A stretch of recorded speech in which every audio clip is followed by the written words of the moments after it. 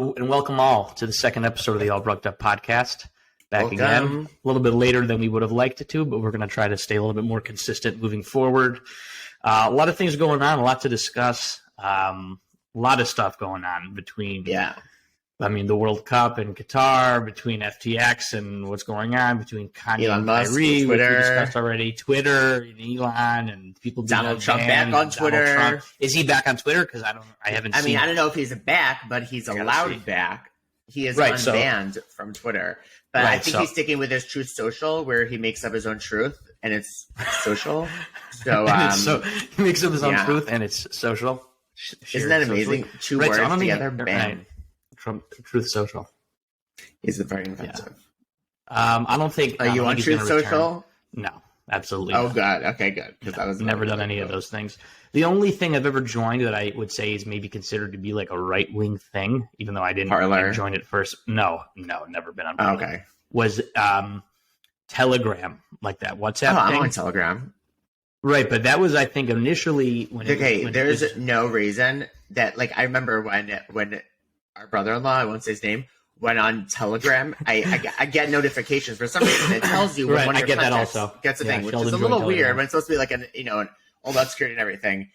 So one of our brother-in-law downloaded the app. I get a notification. I message him. I'm like, what drugs are you buying today? Because there's like the only people that are using it. That's what people assume. It's either for drugs or to plan like attacks. Right. Like, I don't know if there are any other uses for it. Right. No. So the reason I first heard about it is because I remember this thing came out on WhatsApp a few years ago, where like there was like some privacy issues or things were going to start being shared. People got all nervous. So then Telegram popped up, and a bunch of people started moving over to Telegram. A bunch of the groups I was in was like, we're going to be shutting down. It never ended up happening because it's not. These things don't pick up that easily. I am curious to see what's going to happen with Twitter, because on the one hand, I feel like some part of it's crumbling, and on the other hand, I feel like is it going to explode at one again and take off? People kind of get over what's happening. In all honesty, whether or not his behavior is like, he's been posting very like controversial, very bizarre things. Right. That, but did you see when Kanye West was let back on? Oh, you're the one that sent that picture. You're the one that sent that picture. Yeah, we have to talk about that in a second. One step at a time. Hold on. One step at a time. Elon Musk. So, the things he's been saying on Twitter are a little crazy, and I think it just kind of starting to pop. But I think also part of him is doing it on purpose.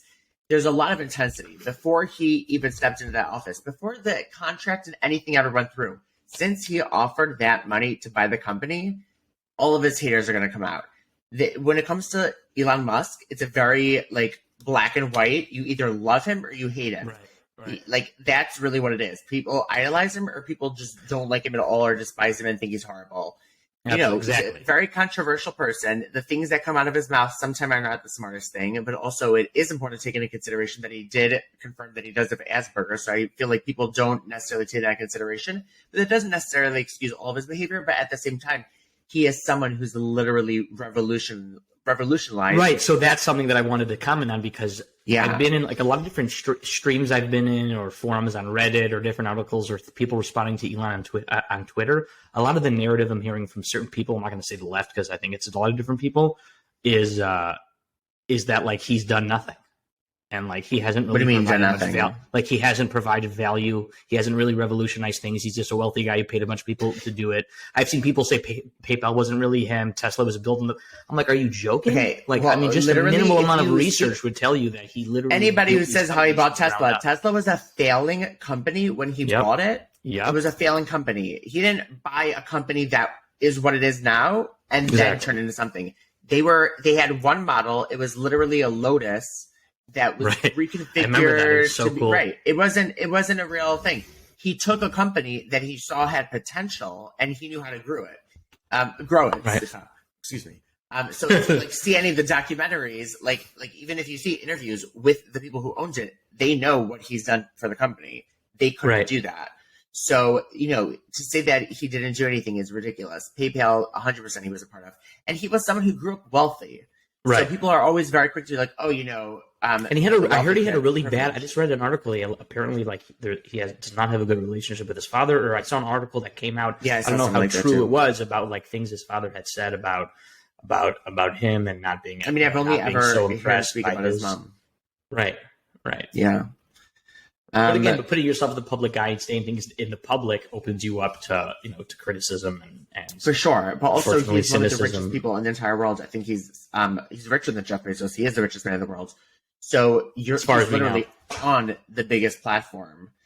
So he literally has all the eyes on him. When you're that big, you see with celebrities, even A-list, B-list, C-list, doesn't matter.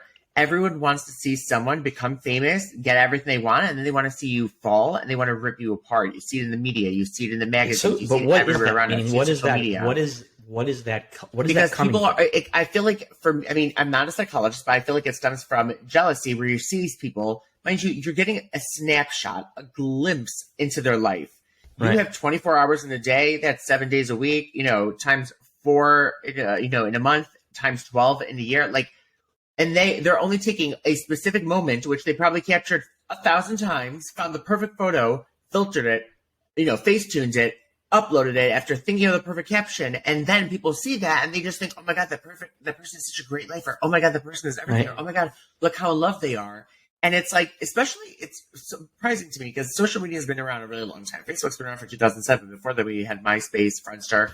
It's been around for a long time. Now everybody's on it. It's shocking to me that people still haven't come to the realization that it's not real. What people are posting out there is not real. They're showing you what they want to show you. They present themselves in a way that they want to be presented. It's all very carefully constructed, especially when it comes to famous people.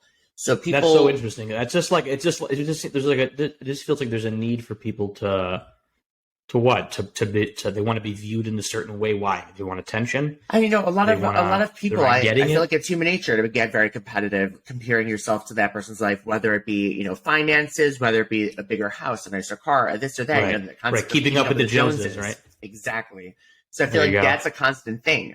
So when you see someone who has more than you, specifically a celebrity, someone of public stature, something that's not easily attainable to the regular person at all. So it's not like something you can work hard for, or, something. It's not easy. Now with social media, it's become easier, which is why so many people have jumped on that to, become a public figure. But they can't attain that. So they see this person living a life that they could only dream of in their minds, thinking that they're living the perfect life, which you don't know what goes on behind closed doors in that celebrity's life. Right. Money and fame doesn't make you happy.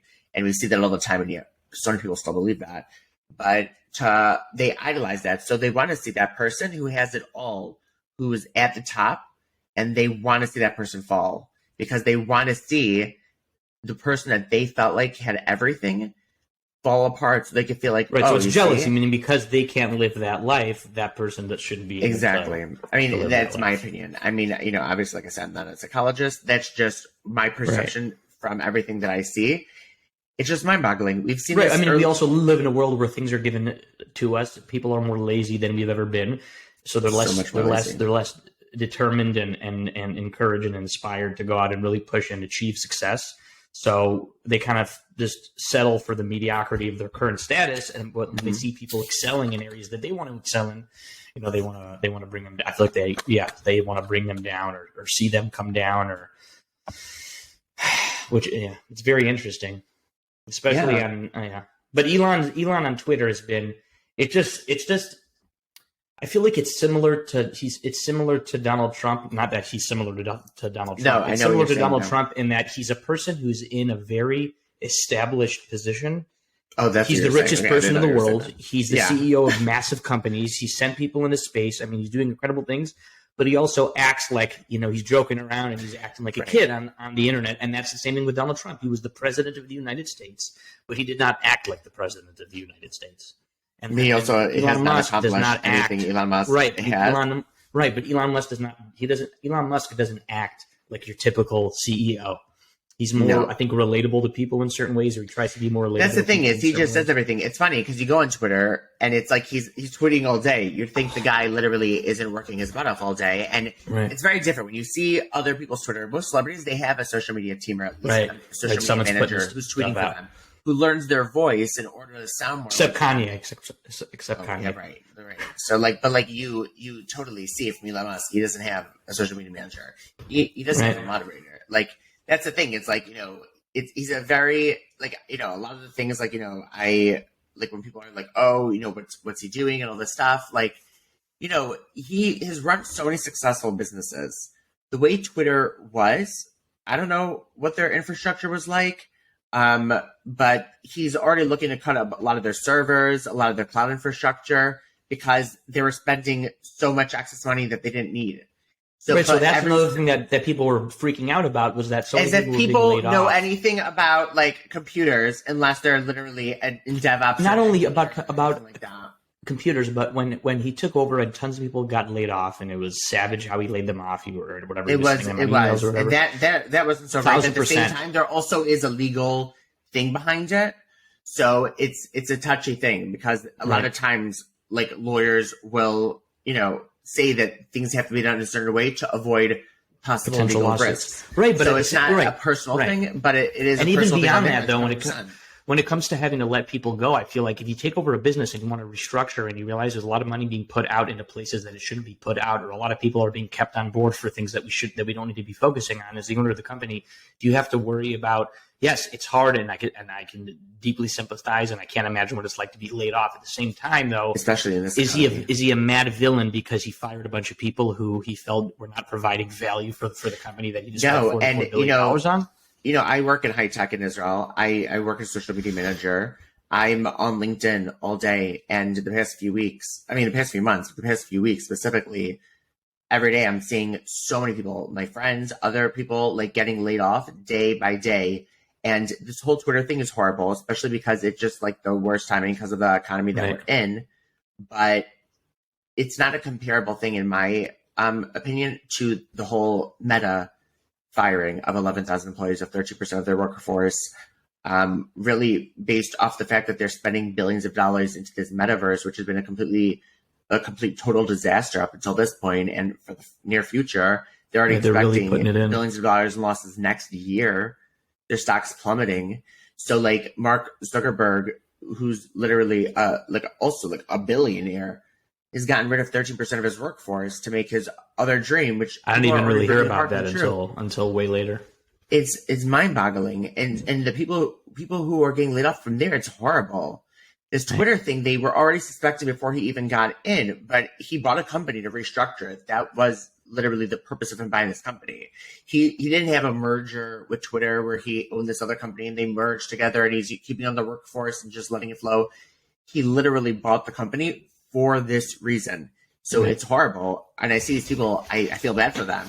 You know, it's not like, I don't want to sound like on my ends, I'm like, oh, well, it makes sense. So, you know, get a new job. Like, I feel horrible.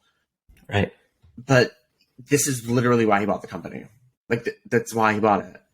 What do you think about like unbanning people, or people being banned in the first place, or if there should even be such a thing? You know, I feel like the lines are so blurry between the reasons behind people getting, even when Trump so that's the thing is, I feel like also with different social media platforms, they all have their own different reasonings and they all have their fine print, so they can do whatever they want in order to just make a decision and they don't have to really explain it.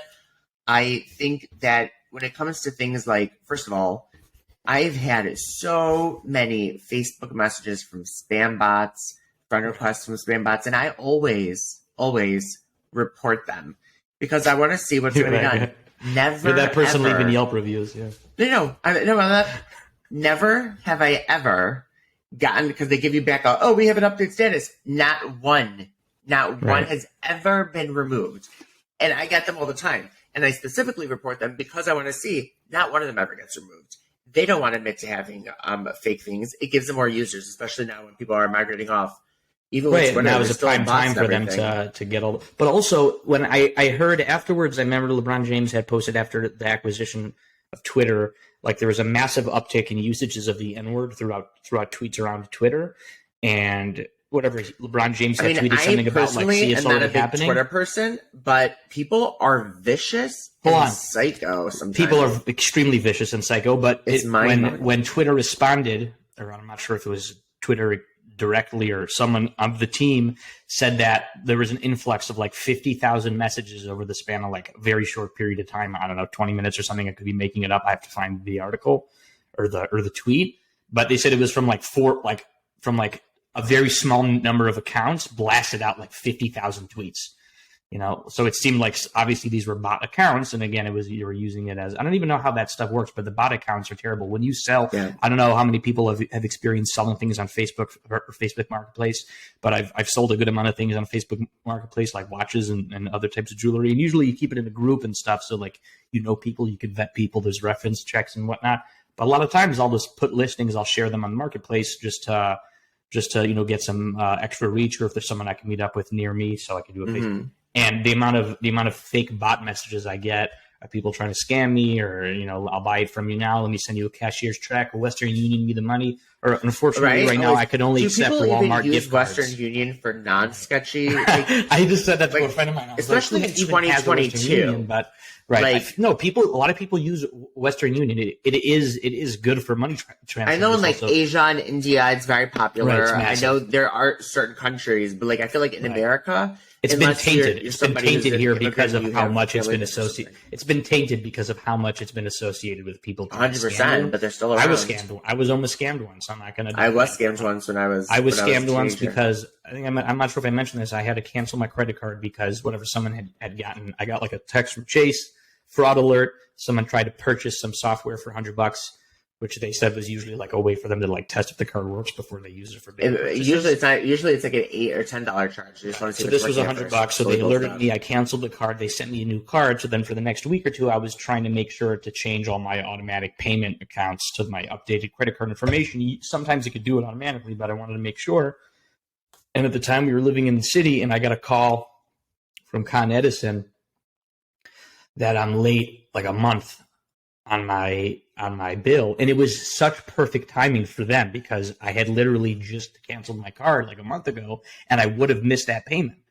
And so I was like, oh my gosh, I probably had just forgot to put in my information, and I never updated my Con Edison account. So I gave the guy my credit card information and updated, and then he transferred me to his manager, who told me. And then he transferred me to his manager, and his manager's like, we can only take Western Union right now. So I immediately hung up. I called Chase. I canceled that card again, had to get it again. I realized my Con Ed account was the only one of those automatic payment accounts that was set up directly to my bank account, not to my credit card.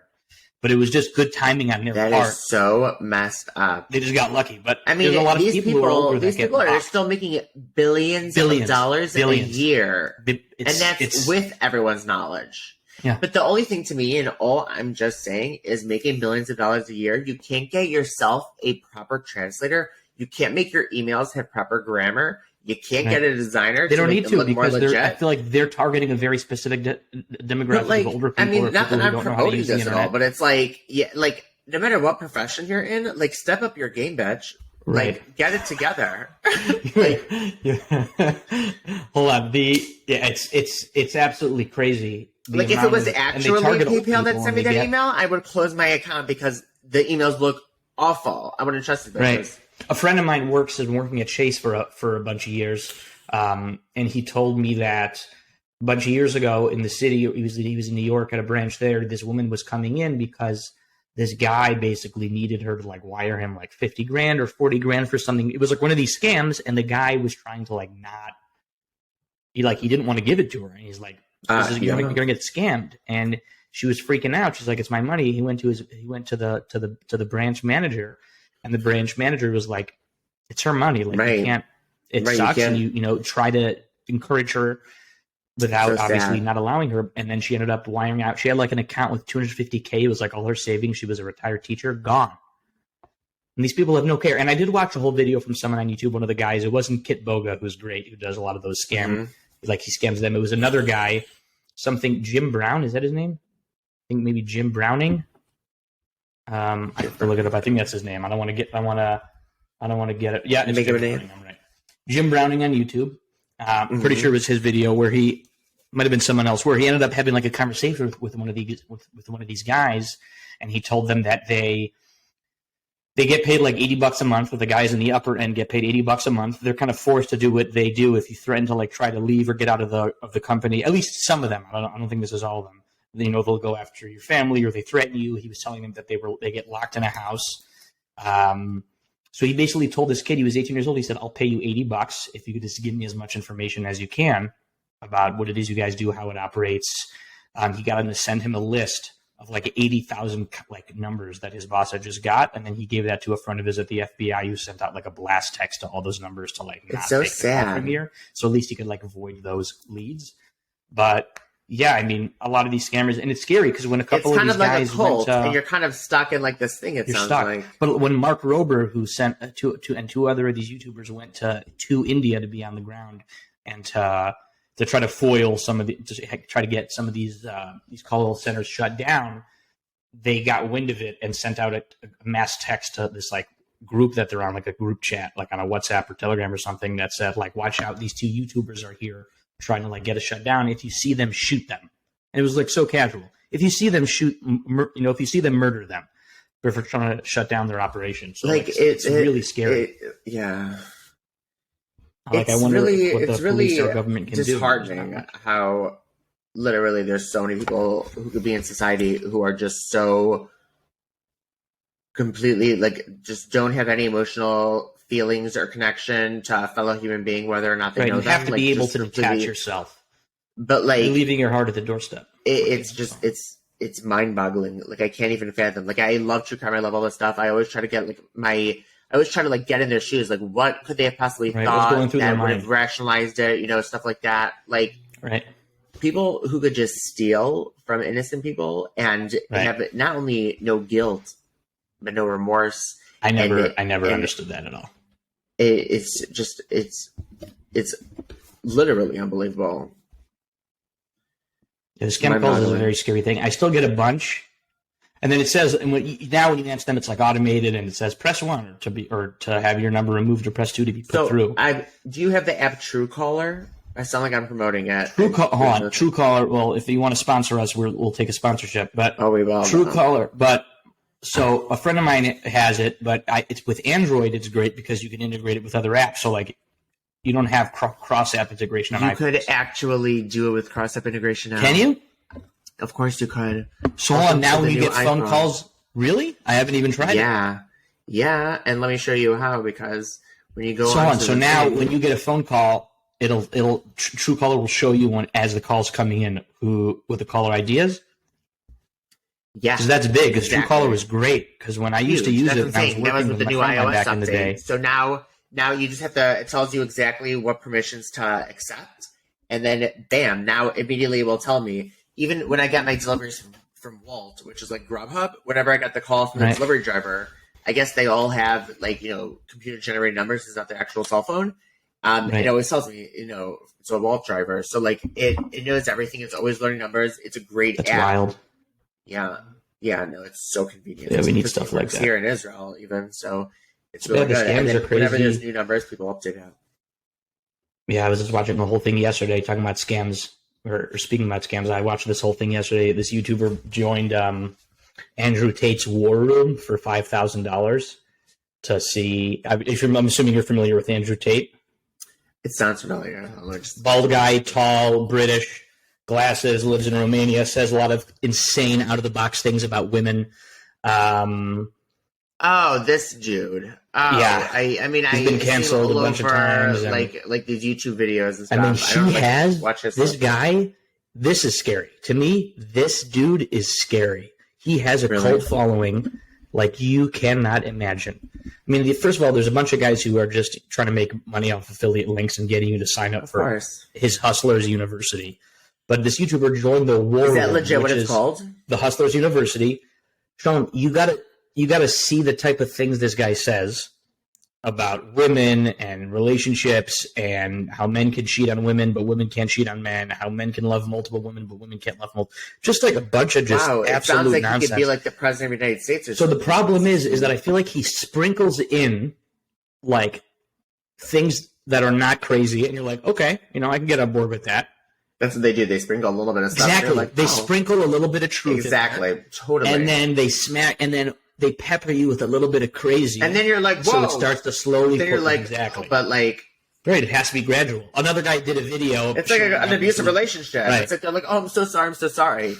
But they're not going to. So I don't know if you're familiar with Patrick CC, phenomenal YouTuber. Of course, like deep dives. So I don't know if I'm familiar. He did a video on Andrew Tate. Where at the end there was like a video on like how a cult starts, or how a cult. That's how I know his name. I was like, exactly. I saw seen that video. That's how I know. It's literally a cult. So this guy joined the War Room for $5,000. Which he had to send via Coinbase. Wait, what is the crypto. War Room? Explain what that is. So the War Room is a global organization founded by Andrew Tate, a global organization of people. He said it's kind of like, he described it, I think he was on, which podcast was it? It was either Full Send or Impulsive. He described it as something like the Illuminati, a bunch of millionaires and extremely powerful individuals networking and growing together. So sorry to cut you off, but are the Illuminati and the reptile people like interconnected, or are those two separate conspiracies? Oh, yeah, it's funny that you say that because I just watched, I think it was a Vice documentary of that guy. See, I swear, what's his name? David Icke. Algorithms are like we're the same. We're literally. It's yeah, David Icke is his name. So he's the one who I think developed the idea that that our world is being controlled by a bunch of shape-shifting lizards who are controlling all the upper echelons of society, with the Rothschilds being at the top, orchestrating all major world events. Even though they're not even the richest family anymore. Right. But they're Jews, we'll still put them up there. Right. Yeah. Yeah, David Icke, he's wild. To really believe that is just the best thing. Is at one point in the documentary, believe that you concocted a whole made-up story. No, he came out on TV. Right, like if you believe something's sketchy or something must be happening above, like you do your research. Right. Like when you're a journalist, you do your research. You don't think of something and then you're like, oh my God, I'm going to write a story about this because you thought of it. Like he made up an entire thing, shape-shifting lizards. Like, but he came out on TV. I think it was in the 70s or 80s. Basically saying he's God and all this stuff, and people were laughing at him. Obviously, he kind of disappeared for a while, and then he came back out and he started disappeared, like literally, like into the air, like he was gone. Right. He was abducted by one of the shape-shifting lizard people. They're everywhere. I can't even watch on the street these days. But he's put out a bunch of books, and he's holding one of the books, and he's like, oh, "Look at this! Look how thick this book is." He's like, "These aren't radical ideas." He's like, "This is fact." And I'm thinking to myself, like, it's pretty crazy to be so deeply invested in a belief system like that, but at the same time I feel like we also believe a lot of things that seem crazy to other people, for sure. Like, I grew up Orthodox, you're still Orthodox, I'm still Jewish, but I feel like a huge part of it is I always question things. I always wanted explanations. I never wanted to do things because that's what you're supposed to do. You always ask for explanations. That's what 100%. You do. In Judaism, that's why you have like Gemara, where like different rabbis and stuff argue over certain things. Like, it's all about trying to find explanations. But people who, like, in these cults where you just believe things blindly, where it's literally only faith and only belief in someone else's words, that is scary. I feel like no matter what you're in, whether it's a religion, whether it's in just a spiritual community, you always question everything. Right. I always play devil's advocate. When it comes to anything, I always take a step back and think like, oh, okay, in my everyday decisions, not even a major. So there's a concept in I don't even know what the study would be called, the study of religions or where this is discussed, but there is a theory called the Marshall Applewhite theory, or the Applewhite theory, based on Marshall Applewhite, who was the head of the Heaven's Gate cult. Yeah, which people who he told how to wear black Nikes and right, specifically neuter Nikes, themselves and their black Nikes. They had to neuter themselves, otherwise the men wouldn't be allowed in, and they all killed themselves. And then on camera, before he took the death dose of whatever drug they were taking, looked in the camera and said, "Ha ha, what a joke." Popped it and died. And the people that were in his cult, these were educated people. He had people in that were doctors and lawyers. So the idea developed, which I believe is called the Applewhite theory. I could look this up. I'm not totally sure. I believe it's called the Applewhite theory, that people will believe anything you tell them, even if it asks them to harm themselves or potentially others, as long as the lie cannot be detected. Meaning, as long as what he's telling you, you can't disprove, there are people who, that's how people fall for things. So when someone comes along and starts a religion, that's ultimately how it's coming about. Yeah, Applewhite theorem, not theory, theorem. People are gullible and will believe anything, even claims that demand painful or suicidal observances, as long as the claim cannot be checked. That Heaven's Gate cult. So this guy was just an absolute maniac, and it started a cult with a handful of people. Right. So and that's what scares me about Andrew Tate, because he has a huge reach, and there's so many young people. I've met the thing is, the internet, you think like it makes people more educated because they see like so many things have been exposed, so many things are out there. Even Scientology, it shocks me that's such a big thing because there's so many documentaries. Kids are, but when you have kids regurgitating some of the stuff, some of the rhetoric that Andrew Tate is spewing, you have like 12 and 13, 14. I've heard kids. Is like as much as there's also people who have a larger reach now because of it, and it's just shocking to me. Or something like Nexium, could have happened, and it's like it's crazy. Nexium was that huge cult that Allison Max, who was a big star on the show Smallville, which was huge when I was like in middle school. Oh my gosh! Yes. Yeah. I remember looking up to see what happened if she was in anything, and I read this whole thing that she was. It's funny when you said Nexium, I was thinking about the heartburn medication Nexium. I was very confused. That's pretty sure totally what I was thinking. It's still. Yeah, I'm pretty sure you're calling it Nexium, but I'm pretty sure it's not called Nexium. I'm pretty sure. Nexium is a great drug. I've taken it many a time. No, it is pronounced Nexium. Thank you. Oh, it is? It is pronounced Nexium. That's funny because it totally is a drug. You just made me totally second guess myself. I was like, wait a minute. I just totally, it would make sense that we're confused about the drug, but I'm not taking that one. That stuff. It's ridiculous. So that drug and that cult, I can't speak for the drug, but that cult is a friggin' mess. And the fact that something like that can happen nowadays. People would brand themselves. People who were celebrities. A mother, I forgot her name, whose daughter, India, was in it. And then, she couldn't get her out of it when she finally escaped. Now she finally recently, got out of it. And it's it's just crazy that people could be so. But a big thing of these things is cutting off from the outside world. Right, and people also want to feel a part of something. I feel like that's a major thing, feeling a part of everyone's looking for something or looking for happiness, whether it's companionship, just companionship, just having friends in a community that you can feel. That's the thing is, it's so easy for people to be on set, be like, how do they even fall for it? Or oh my god, I would never do that if I was in their situation. People are so quick to judge. Bitch, you weren't in her situation. Right. You can't really judge. Right, you can't judge. It's so easy to say from the outside when you're literally sitting on your couch drinking your wine like I am. With your laptop on your computer, oh my god, I would never do such a thing like that. Yeah, well, you literally didn't grow up in an abusive household that girl did, where she was beat by her father and all those other things going on in her life. So unless you literally walk through all those steps in her life into that point. But the thing with abusers and these cult leaders, you don't meet them and they're immediately psychopaths on top of you. Oh, join me. They're usually very charming, very persuasive. They what's his name?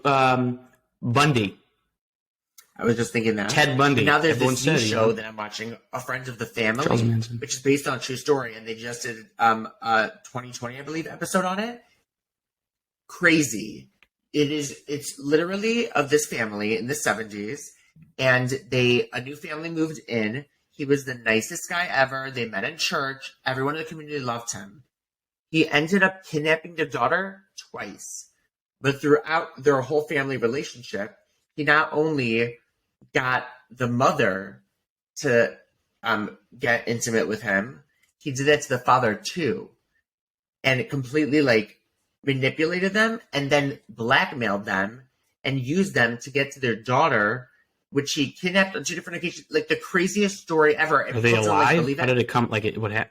That's terrifying. You have to. It's mind-boggling. But then when she was kidnapped, he had this whole thing where she woke up in an RV. He pretends like he was kidnapped as well this whole first time, and we had this whole videotape, cassette tape playing that they were abducted and they're on this mission and they were special buddies, and he concocted this whole thing, and she found him. He pretends to be passed out. He convinced her. He never. That's what happened with. Isn't that what happened with Jeffrey Dahmer? One of the guys came running out of his house. Well, yeah, that's because they didn't care about the gay men in those days. They were sending you right. How horrifying is that a guy comes running out of a house? There's a lot of black people, so it was not only racist and it was homophobia combined into one, which is the only reason why he got along with it. He had a neighbor who literally called the cops all the time on him. All the time. The guy came running out naked, telling them that he's a psychopath, and he just came out and said that we're in a relationship and we just got into a fight, and that was it. He was never seen. That's so horrifying. Living and it's crazy because there's been a massive uptick in shootings now. Also, there's just so many. What I feel like is it an attention grab? Obviously there's a deep mental health issue, I feel like, underlying a lot of this, but it's been crazy. It's been very crazy. It's mind boggling. As an American, I don't live in America anymore. I live in Israel. And I live in Israel, and people always ask me, my friends who've never been here, like when I was moving, they're like, is it safe there? And I'm like, it's funny, because if you only watch the news and you think Israel, you're like, oh my God, the Middle East conflicts. Like as if there's bombs flying in. Right, all the time. Like I live in a desert and bombs are just flying around me and I'm in military gear. Thank God we have an amazing military. Our security here is phenomenal, which is why we're able to live an amazing life. Thank God for them. But I feel much safer here, and it's a huge part of that, but I feel much safer here than I ever did and I ever do in America. America has a very false sense of security, and that's why something like the January 6th riot and everything, like watching that unfold from here was like in Israel, like we have the Knesset, which is like, the equivalent of the White House. That can never happen. Like that would just never happen here. They couldn't even get close if they wanted to. Right. Something like that to happen at the Capitol, where it went on for so long, so many people, it's like, how does something like that even happen? You have school shootings on the daily, and somehow all these gun laws, not to get too controversial and stuff, all these gun laws, either like everyone's like, oh no, we all need to have as many guns as we want. We should have semi-automatic rifles, automatic rifles, like whatever we want, or machine guns, whatever. And then there's the other side where it's like, oh, ban everything. No one should have anything or access to anything. And it's always these same arguments where it's like, I live in Israel. There's certain areas where you're allowed to get a gun. There is a whole long process you have to go through. It is at least can only have a certain amount of ammo. You're only literally any shot that's taken, you're questioned. But you have to go through an extensive process. There's interviews. You have to have a mental health background check. That's standard. I live in Tel Aviv. I can't apply for a gun if I wanted to. Like that's gun control, and that's in the country where people think, oh, well, you live in the Middle East, it must be rampant. No, not quite. So it's funny in America how so many attacks are thwarted because the right people have guns because they have a better grip on gun control and they're able to eliminate threats. We see that time and time again, unfortunately. But also when people say like my Second Amendment, like bitch, tell me what the other amendments are. Do you know the rest of your amendments? But besides that, it's like you're right to defend yourself. First of all, we're not living in those days. Second of all, great, you want to defend yourself 100%. But if someone broke into your house, your 40 guns downstairs in your garage that you use like just to shoot or on the field and stuff like that, those aren't protecting you when the killer is literally on your floor. So like your gun in your drawer for sure. If you want to go to a shooting range, like there has to be so many more precautions in America. Like it's just so lax, especially in so many states. It's shocking as an American who's not living there anymore. It's crazy. When I went shooting a while ago with a friend of mine, I was in Florida. I mean, the process, we literally walked in. They know him. He gave in his card or his information. He's been going there for a while. We just like signed a waiver. I don't even know if I had to show the guy. I think I gave him my ID, and like that was it. Like there's just no, and I don't know. Maybe that's enough. I don't know. I used to go shooting in Chicago with Dad. I was like 14, 15 years old, and like forget like the fact that literally I had a gun in my hand. I could have killed myself. Could have just turned around and shot anyone. Like there's no like even when you go scuba diving, like they don't just give you the scuba gear and they're like, okay, have fun. It was like an hour and a half. You have to go through things. You have to even be with an instructor during it. Like, there's no training. There's no, like, when you go skiing, there's a bunny hill before you go into the Black Diamond. Right. Like, so it's like, it's just very interesting. There has to be moderation. And, there's school shootings, like, on the daily. And every time it's like, the president or whatever, it's like, we have to do something about this. We have to do something about this. Do something. Like, I'm so sick of everyone talking about. Well, he wants to. I think Biden. What is he? He wants to ban all assault rifles. No, or you know what? Guns like that. Even though majority of shootings are done with handguns. You just got to do what you got to do.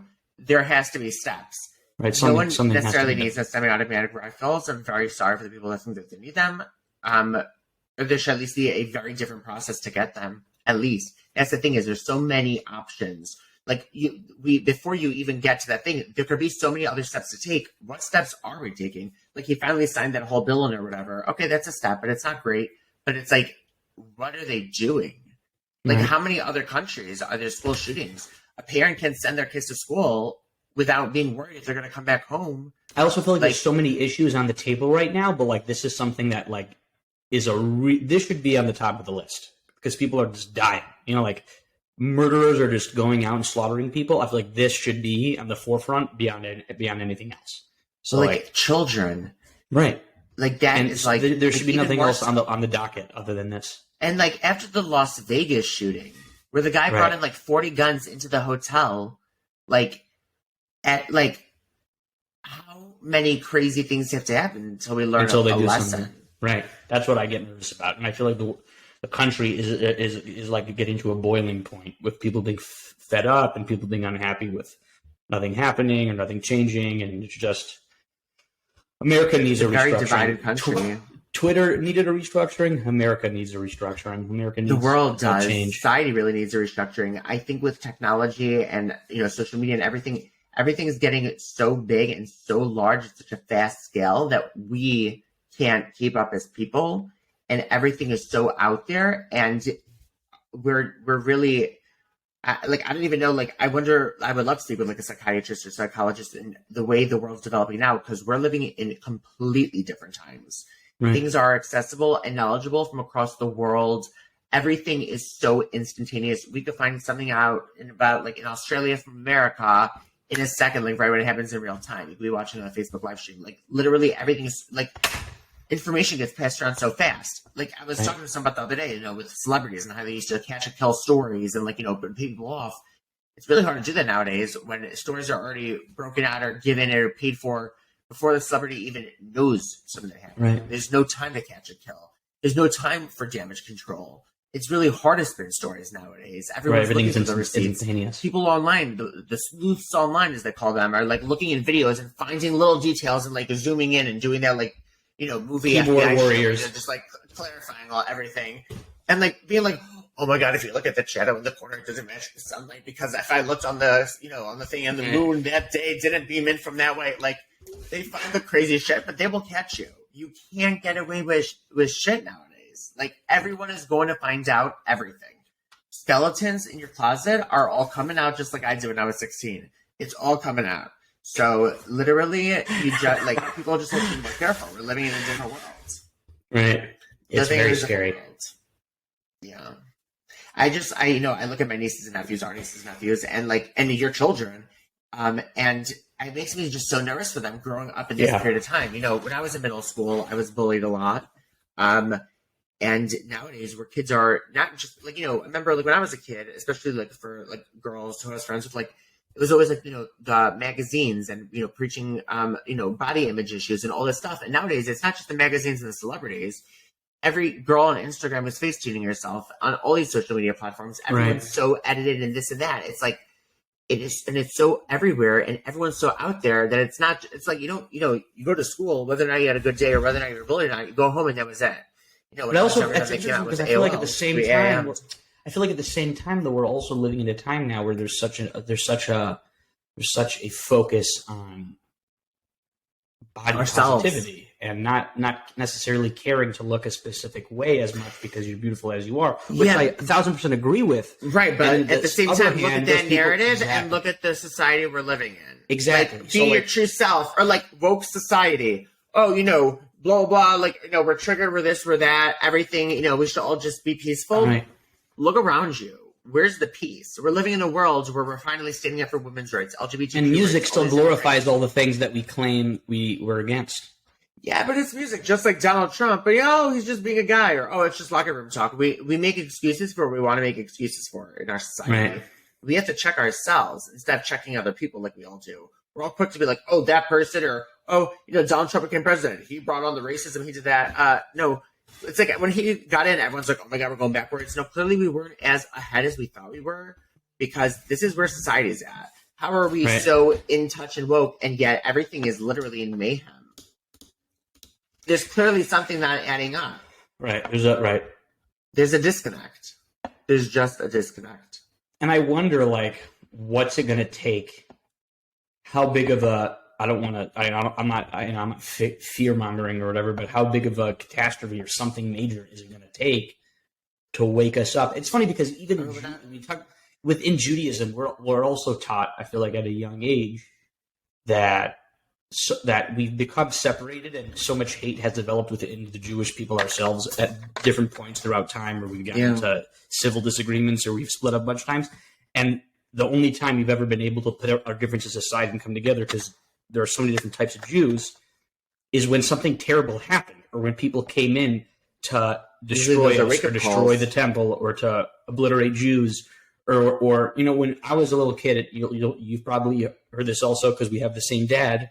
Dad used to say when I was a little kid, he used to tell me, and I think this applies to, now I look at this on a more general level with the world, but with Jews specifically, as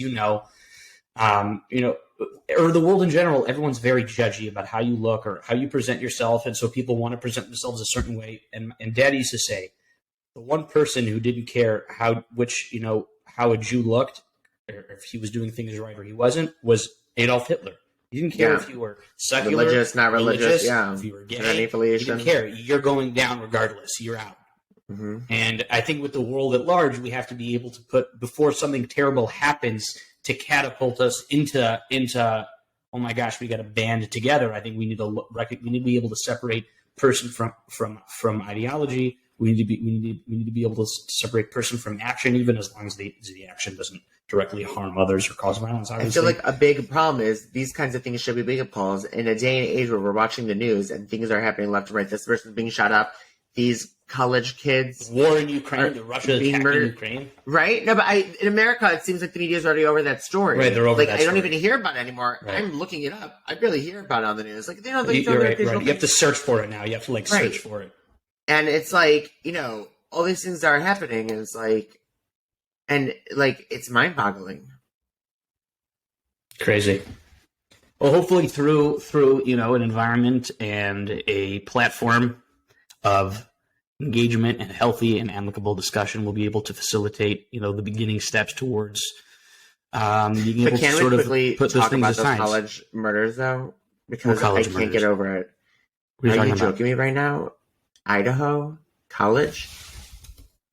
I'm not always. Where have you been? Because I've been devastated since this whole story broke. Obsessively. When was this? Yesterday? Researching it. It was a week ago as of yesterday. So 8 days ago. Today's the 22nd. It is the scariest thing. I haven't really been on the news. College students brutally murdered by a Rambo knife, as they call it. Mind you, there's 2 other people that live in the house. They were living in a house outside campus. They slept through it. It happens at 3 a.m., they think, in the middle of the night. There's no sign of a break-in. There was a dog. The dog wasn't harmed, and there was kids. No working clearly. The other roommates slept through it. This is crazy. Really don't believe that they're suspects or anything, but brutally murdered. Murdered. These were kids. Here, Ethan Chapin, 20, Kaylee Gunclaves, 21. And you see, they've shown videos of them, 20, of them. Madison Logan, they're 21. Innocent, these are kids. Kids. It's these Moscow, children. Idaho. I didn't even know that was a place. But this is horrifying. So just some random town in the U.S. and something like this can happen. And they still haven't caught the person, and it's horrifying. Horrifying. They don't know of any. They don't know of any motive. Just a lunatic broke in and murdered them. Is what and they're saying. At first they were saying is that what it is? A threat to anyone else in the community, but then they were saying they're not sure. They think it was targeted. So the police think it was this is saying the police think it was a targeted attack. It keeps switching. It must have been targeted, meaning it had to have been personal. But it's crazy that 4 people were murdered. A couple of them had defensive wounds, but some of them didn't. So they were clearly asleep. Some of them might have woken up, but some of them didn't. But they were all brutally stabbed. And for those other people who weren't stabbed, they were just in a house where their roommates got murdered to death. So they're just going to be traumatized for the rest of their lives. And they're going to have crazy people online accusing them of having something to do with it, even though the police have said no. So they're literally it's not like they're in that much of a better place. They're it's just all around a horrendous situation. And I really hope for the families and for everyone involved that justice is really done on this one, because I can't even fathom. Right. I just can't. Absolutely horrible. As and the families to know how their children died, right, and to not have justice, and now everything, and then it gets put into the public eye, and then everyone's seeing articles. Everyone's and having opinions. Right. Everyone's looking at the families the media's all over them because they need the money in the stories. Right. They're just miserable. They don't even have just leave them alone. Give them some time. They can't even breathe. They can't even breathe in privacy. Right. And the problem is at the same time, they still do need the public in order to find who did this. The guy, right. Because they need to keep the story in the media. That's why a lot of them they hire spokespeople so they don't have to deal with the heartache of having to deal with a lot of this. Though a lot of times they'll go in front of the cameras, but they need someone who's going to keep it in the media, who's going to talk about the story, because until they find the person, well, like, that's the thing, is that we become so desensitized to so many stories, it just becomes another story in the back of our minds. Until we find this person, it needs to be in the front of our minds. It's horrible. Horrible. Terrible. Well, as if I could paraphrase the words of the late, great Rabbi Abraham Yitzchak Cohen Cook, first chief rabbi of Israel, he said that the righteous, along the lines of the righteous don't involve themselves in dispelling darkness, but rather increasing light. So I think that hopefully by obviously working together, positivity to solve issues is going to be the only way to get us out of this rut of just constant catastrophe and things going wrong. And I feel like we really need to work together as a everyone needs to really step back from their phones with everything. But the problem is deal with stuff in the world. There's so many things that we have to wake up to. There's so many things that we have to wake up to the violence that's going on. What's going on with the world. What is it going to be a wake up call nowadays? And something like 9/11 could have happened, and I thought, I was only 9 years old. I thought, oh my, like, no one could have ever expected that's happening in America. At the World Trade Center. I thought that was it. I thought that was major global. Our world global nuclear war. Completely different, and in many ways it is. But like, it's just like, it's crazy. Right. It just unfortunately has become another catastrophe in a continuing line of just horrible things that keep happening, and I hope that change can come soon. Obviously, it's going to be a gradual process. Nothing changes overnight, but hopefully, it begins with a discussion. It begins with sitting down and speaking about these ideas, which is, what we're trying to do. So hopefully we'll start seeing some improvement, and things will start looking up. But hopefully, let's we'll try to let's try to end on a good note of just. I know, but this story, I don't know why. I love true crime. I always saw the things. Right. There's a lot of stories to tell me, but this one with the college kids and everything, it's really breaking my heart. Right, and I focus a lot on like trying to stay positive, but to me that doesn't mean like ignoring terrible things that happen. It's like, okay, this happened. I have to now digest it. It's just hard to digest something when there isn't any closure and there's no person. Exactly. Like, until that happens, right? That's when you're able to like. Right. You have your answers. It's horrible. Like if someone has a family member who dies of a sickness, it's horrible. Right. But you know what it is that killed them, and then you have to process that grief to get closure. Someone, it's like, how do you, grieve something? How do you, deal with that when you have no answers? It was something so out of the blue. It's your young child with a bright future at college. Right. It doesn't make sense. You're just confused. It just I just can't even. I don't wish it upon anyone. Shouldn't happen to any of us. Anyone I know, anyone in the world. No one should have to go through that. Okay, well, on that a little bit of a grim but important note, we're going to end it here. Yeah. That's good. I'm saying it's important to talk about these kinds of absolutely 1,000%. Again, like I said before, everything begins with a conversation about it between two people who are trying to work together and hopefully the world. And so hopefully, we wish that we could help and engage in building that discussion. And with that said, we hope everyone enjoyed. We'll be back again next week. We should be on for next week for our next episode. We hope you all enjoy. Sending a lot of love and positivity everyone's way. And we'll catch you on the next one. That was 2008. Bye. Take care.